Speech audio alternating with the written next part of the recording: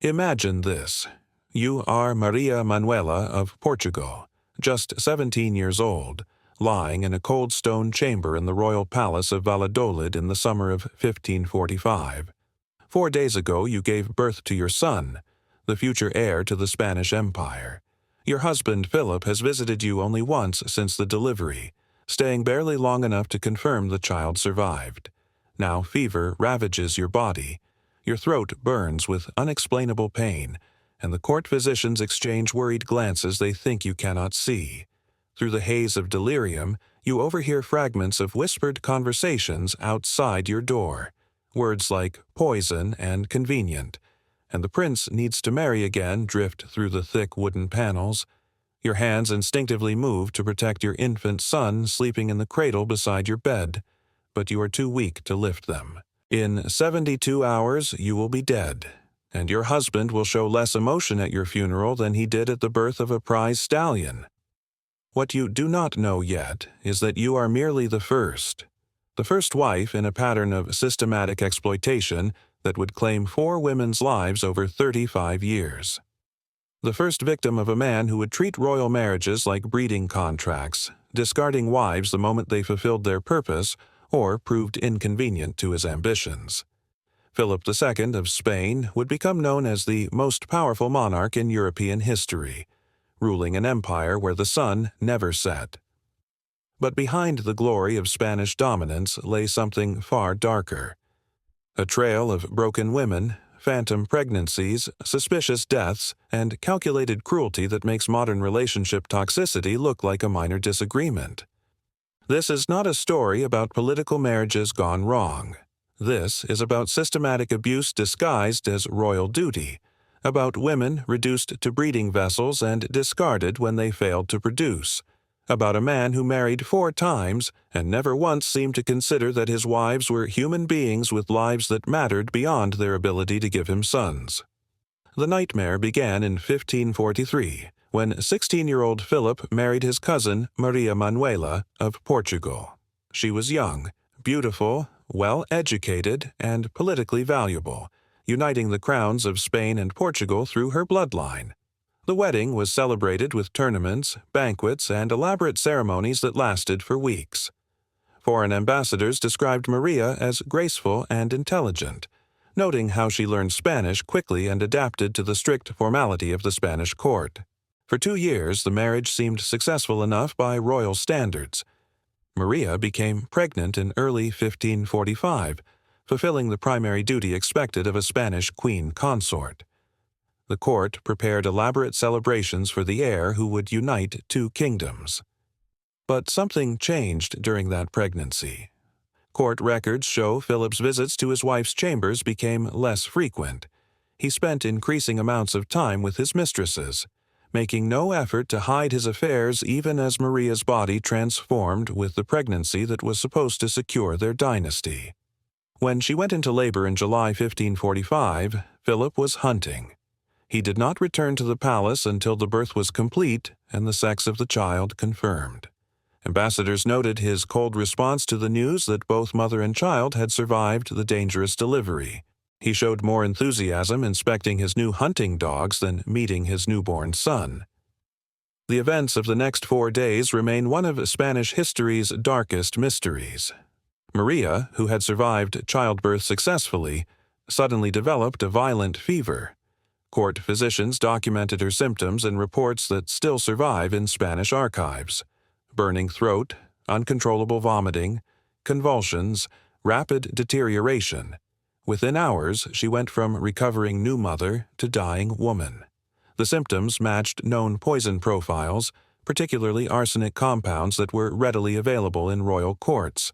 But no investigation was ordered. No suspects were questioned. Maria Manuela died on July 12, 1545, exactly 4 days after giving birth to the son who would become Philip III. Philip's response to his wife's death was notably restrained for a man who had just lost his spouse. He ordered modest funeral ceremonies, far less elaborate than protocol demanded for a queen consort. He did not observe the traditional mourning period. Within weeks, he was discussing potential second marriages with his advisors. The Venetian ambassador wrote in a dispatch that the prince showed less grief at his wife's funeral than a common soldier might show losing a favorite horse. Foreign courts noticed. Rumors spread. But Philip was heir to the Spanish Empire, and powerful men face few consequences for the suspicious deaths of inconvenient wives. The pattern was established. A young bride, a pregnancy, a convenient death, an immediate search for a replacement. But the horror was only beginning. Philip's second marriage would reveal his capacity for psychological cruelty that made physical violence look merciful by comparison. Mary Tudor, Queen of England, was 37 years old when she married Philip in 1554. She had waited her entire life to marry, surviving her father Henry VIII's tyranny, her brother's brief reign, and years of political uncertainty. She was intelligent, deeply religious, and desperately lonely. When Philip proposed marriage, she believed God had finally answered her prayers.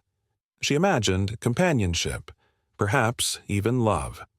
What she got instead was a calculated political arrangement that would destroy her emotionally and leave her reputation in ruins. Philip was 11 years younger than Mary, handsome, sophisticated, and completely uninterested in his new wife. Contemporary portraits show Mary as plain-featured and prematurely aged by years of stress, while Philip was at the height of his masculine beauty. The marriage contract made Philip king consort of England, but everyone understood his real interest. England's wealth, military power, and strategic position in his war against France. Mary herself was merely the inconvenient gateway to English resources. The wedding night became a subject of cruel court gossip. Philip performed his marital duty with the same enthusiasm a man might show for a particularly unpleasant business transaction. Witnesses reported hearing Mary crying afterwards, not from physical pain but from the devastating realization that her new husband found her repulsive. In the morning, Philip requested separate chambers, citing his need for privacy to conduct state business. Mary agreed, not understanding this was the beginning of a pattern of rejection that would define their marriage.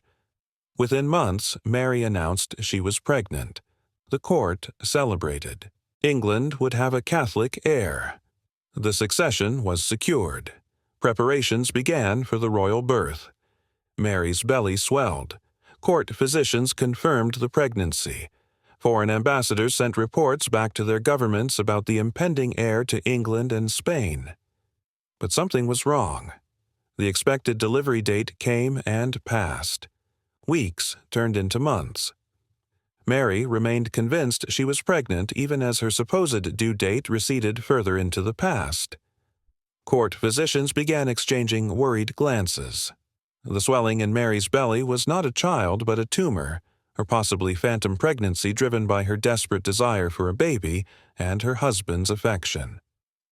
Philip knew the truth months before Mary would accept it. Court documents show he was already making plans to leave England by the time Mary was still preparing her birthing chamber. He waited just long enough to maintain political appearances, then departed for Spain in August 1555, leaving his devastated wife alone to face the humiliation of admitting there was no pregnancy. He claimed urgent business demanded his presence in Spain. The reality was he could not stand to remain married to a woman he found physically and emotionally repugnant. Mary never recovered from the phantom pregnancy. Her health deteriorated. Her people mocked her. Her court pitied her. And Philip stayed away, communicating only through letters when political necessity demanded. In 1557, Mary announced another pregnancy. Again, Philip returned briefly to England, fulfilled his marital obligations with obvious reluctance, and departed as quickly as protocol allowed. Again, the pregnancy proved false. Again, Mary was left alone, her body betraying her desperate desire for the child that might make her husband love her. The cruelty of Philip's treatment goes beyond mere neglect. He knew Mary loved him. He knew she was emotionally fragile. He knew the phantom pregnancies were symptoms of deep psychological trauma. And he used that knowledge to manipulate her. When he needed English support for his wars, He would send loving letters promising to return soon. When English resources were no longer immediately useful, the letters stopped. He kept Mary in a state of constant emotional uncertainty, never quite abandoning her but never giving her the companionship she craved. In November 1558, Mary fell seriously ill. She had cancer, though contemporary medicine could not diagnose it accurately. She knew she was dying. She wrote desperate letters to Philip, begging him to come to England one final time. She wanted to see her husband before death, wanted to hear him say he cared for her even if it was a lie. Philip received her letters. He read her pleas, and he stayed in Spain, claiming pressure of state business made travel impossible. Mary Tudor, Queen of England, died alone on November 17, 1558, still waiting for the husband who never came. Philip received news of her death while attending a banquet. Contemporary accounts describe him nodding slightly upon hearing the report, finishing his wine, and continuing his conversation about artillery placements as if nothing significant had happened. But here's where Philip's pattern becomes truly systematic. Within weeks of Mary's death, he was already negotiating his third marriage. If you're beginning to understand how Philip viewed his wives not as partners but as political and reproductive tools, you're seeing the truth that history tried to bury. This wasn't just one tragic marriage or two unfortunate deaths. This was a system, a methodology of exploitation that Philip refined with each wife he destroyed. Knowing these hidden patterns of power and abuse that shaped royal history empowers you to recognize similar dynamics when they appear in modern context. If uncovering these systematic truths about how power operates resonates with your hunger for understanding the real mechanics of historical oppression, subscribing ensures you never miss these deep dives into the structures that shaped human suffering. Because what comes next with Philip's third wife reveals a level of calculated cruelty that will make Mary's abandonment look like mere neglect. Elizabeth of Valois was 14 years old when Philip decided to marry her in 1559. She had been engaged to Philip's son, Don Carlos, who was close to her age. The engagement was a diplomatic arrangement between Spain and France designed to end decades of warfare. But Philip looked at the young French princess and saw an opportunity. She was beautiful, politically valuable through her connection to the French crown, and, most importantly, young enough to bear many children. The fact that she was supposed to marry his son was irrelevant. The fact that she was a child was irrelevant. All that mattered was that she could serve his purposes better than his son could. Philip ordered the engagement broken. He married Elizabeth himself in 1560, when she was barely 15 and he was 33. Contemporary accounts describe Elizabeth as terrified during the wedding ceremony, visibly trembling as she took vows that would chain her to a man old enough to be her father, a man whose reputation for coldness toward his wives had already spread throughout European courts. Her own mother had warned her about Philip's treatment of Mary Tudor, but royal daughters had no choice in such matters. Elizabeth's body, her youth, her fertility belonged to Spain now. The wedding night was rape by any modern definition, though contemporary law considered it a husband's right to claim his wife regardless of her age or consent. Elizabeth was a child forced into bed with a grown man who viewed her as breeding stock. Court physicians documented that she bled heavily after the wedding night and required medical treatment for injuries. But no one questioned Philip's actions. This was marriage. This was duty. This was what happened to royal daughters. Philip kept Elizabeth almost constantly pregnant. She conceived within months of the wedding. The pregnancy ended in miscarriage. She conceived again, another miscarriage, and another. Court records show Elizabeth suffered at least 5 miscarriages between 1560 and 1564, each one weakening her body further, each one leaving her more physically and emotionally devastated. Philip's response to each miscarriage was identical. He would visit her chamber, confirm the pregnancy was lost, and immediately resume intimate relations as soon as her physicians declared her physically capable. He was not trying to comfort his grieving young wife. He was trying to get her pregnant again as quickly as possible. In 1566, Elizabeth finally carried a pregnancy to term, delivering a daughter named Isabella Clara Eugenia. Philip was disappointed the child was not a son but accepted that daughters had political value for marriage alliances. He insisted Elizabeth become pregnant again immediately. Her body had barely recovered from the difficult birth when Philip resumed demanding his marital rights. Court physicians privately expressed concern that Elizabeth needed more time to heal, but they dared not contradict the king's wishes. Elizabeth conceived again within months. This pregnancy was difficult from the start. She suffered severe morning sickness, fainting spells, and troubling bleeding. Court physicians warned Philip that another pregnancy so soon after the previous birth put Elizabeth at serious risk. Philip's response was documented in a letter to his ambassador in Rome. He wrote that queens existed to bear children and that God would determine whether Elizabeth survived.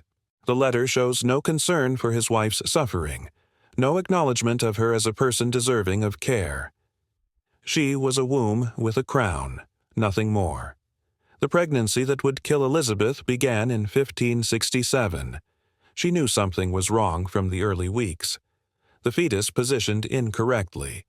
Her body was not recovering between pregnancies.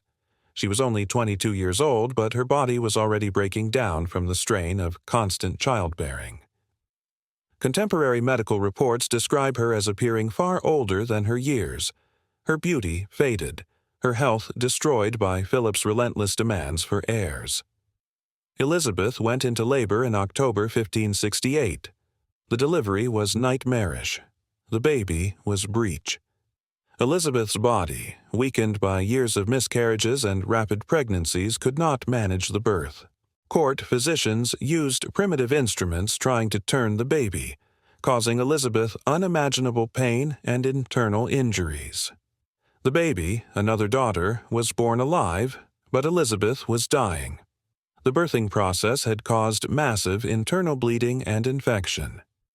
Philip visited his dying wife exactly twice in the 4 days she lingered after the birth.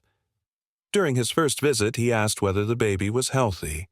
During his second visit, he asked whether her will was properly prepared. He did not hold her hand. He did not pray with her. He did not offer comfort to the young woman whose body he had destroyed through his single-minded pursuit of male heirs. Elizabeth of Valois died on October 3, 1568, at age 23. She had been married to Philip for 8 years, spent most of that time pregnant, and produced 2 daughters who survived infancy. Here is where Philip's pattern becomes undeniably monstrous.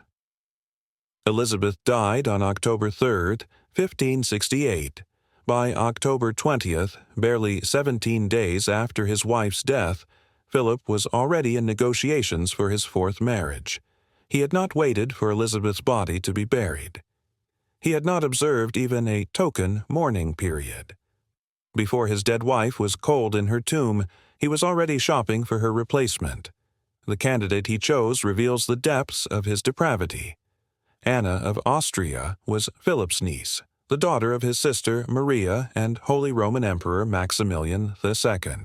She was 21 years old, young enough to bear many children, and, crucially, she was family, which meant the marriage would keep Spanish wealth and power concentrated within the Habsburg bloodline. The fact that marrying his niece was incestuous by most standards was irrelevant to Philip. The Catholic Church could be persuaded to grant a dispensation for political marriages between close relatives. Canon law was flexible when powerful monarchs needed it to be. Anna was horrified when she learned of her uncle's marriage proposal.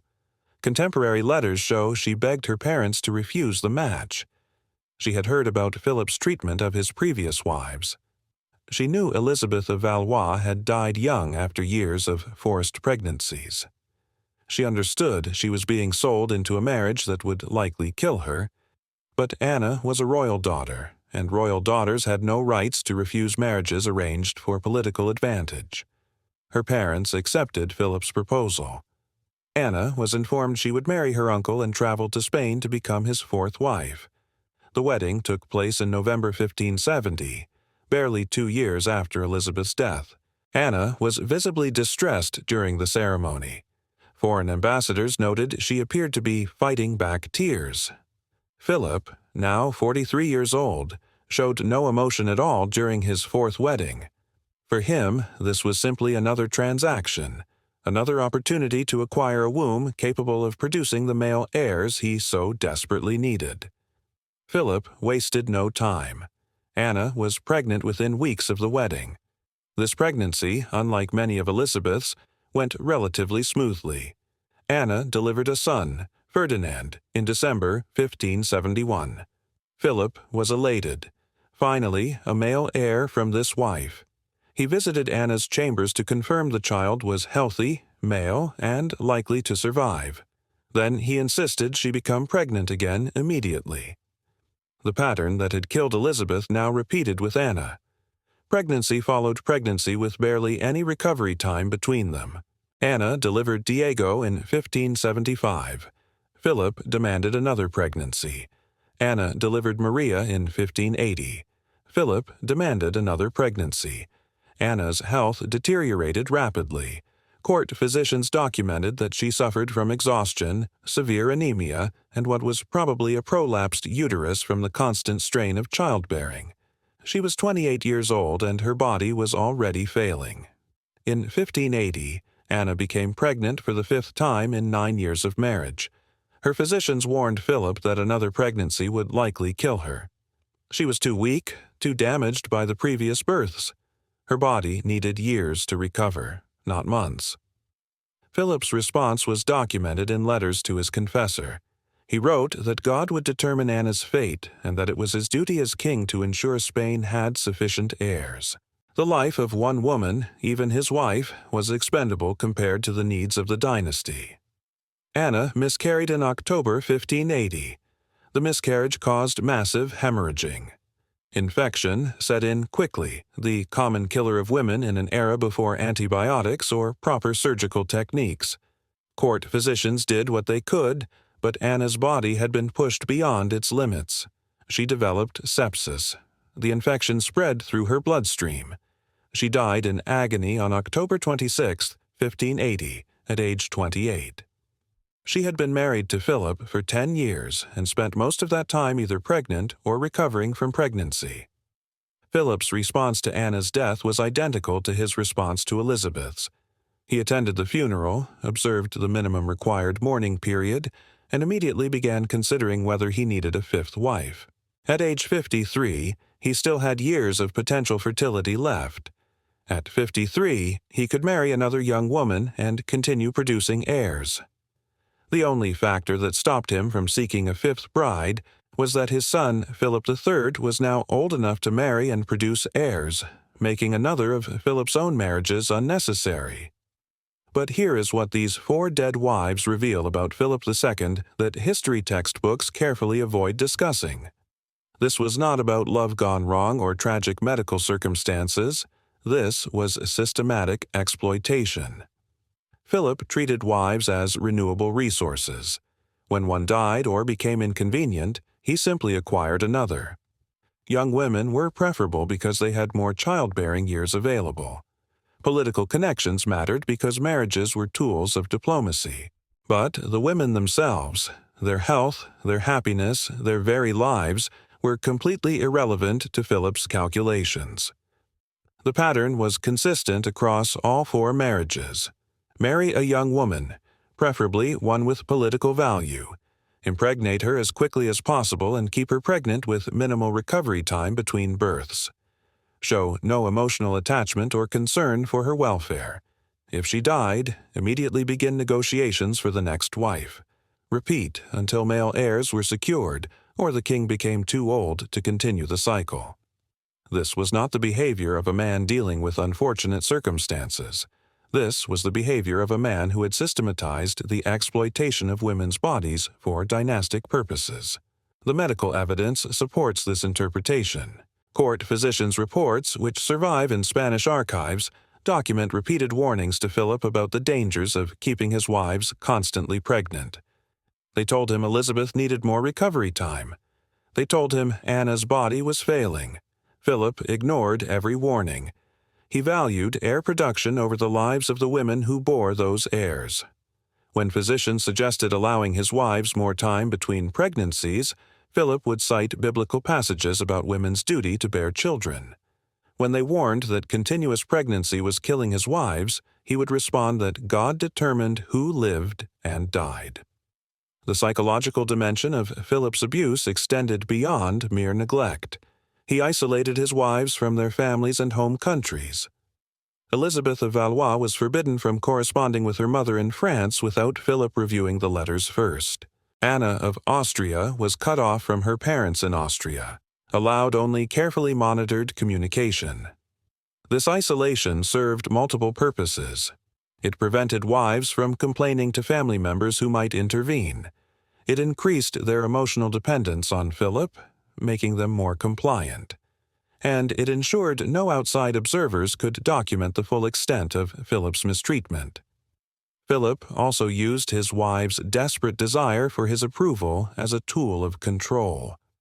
All four wives, even Mary Tudor, who was older than him, craved some sign of affection or validation from their husband. Philip understood this and exploited it ruthlessly.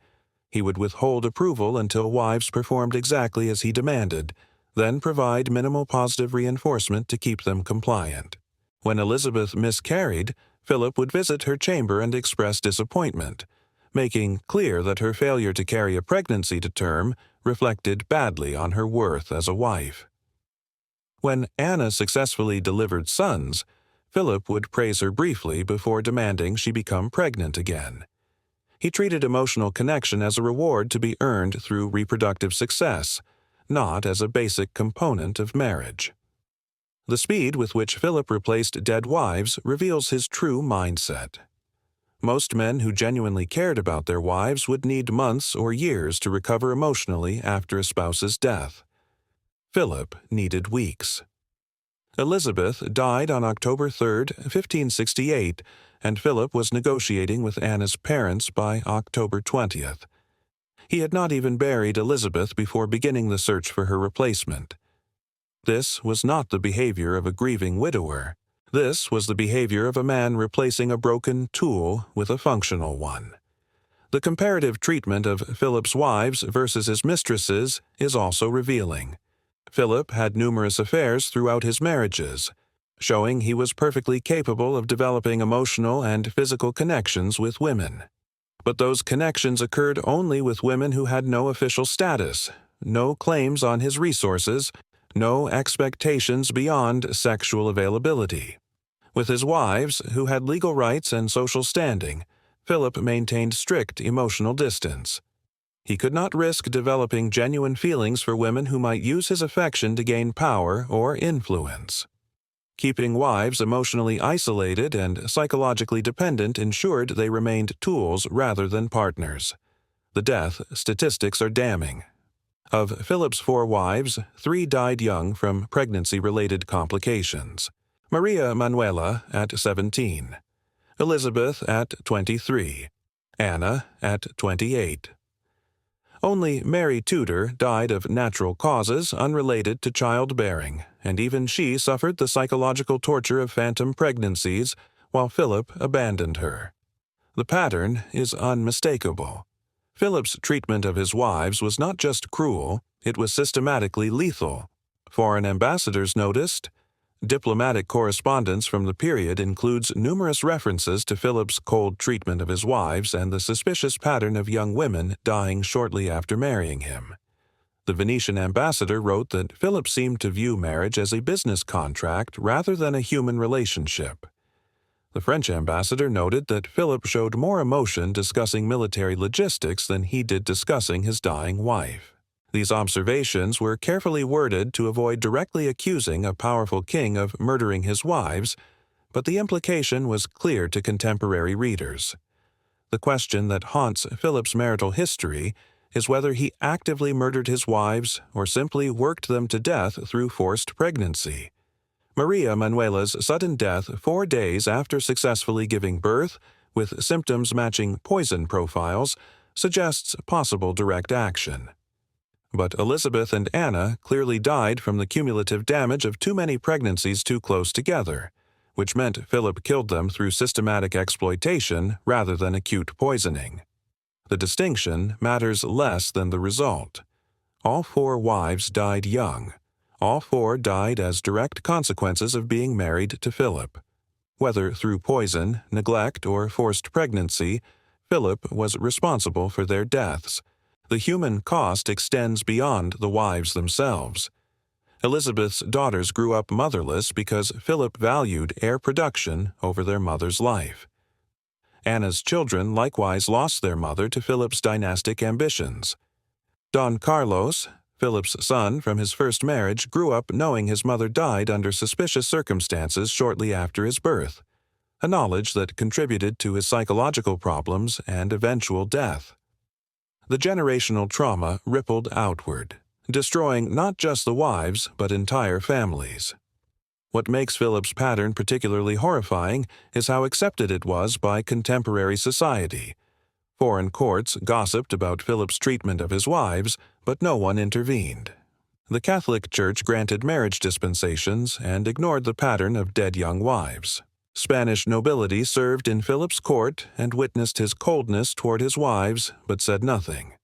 The systematic exploitation of women through forced pregnancy was so normalized that even observers who recognized something was wrong failed to challenge it. Philip's behavior was enabled by a society that valued dynastic succession over women's lives.